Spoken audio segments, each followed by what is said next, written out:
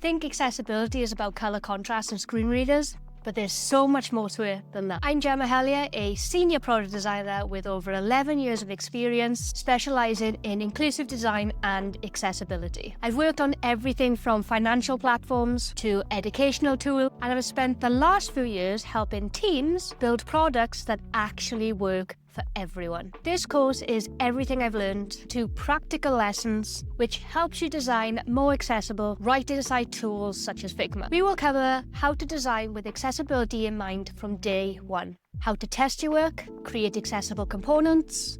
You'll also learn how to advocate for accessibility within your teams, using data, stories, and design reviews to shift the conversation from a nice-to-have to a non-negotiable. And yes, you will obviously leave with real tips that will save time and make you a better inclusive designer. If you're ready to design for the real world and reach more people in the process, this course is definitely for you.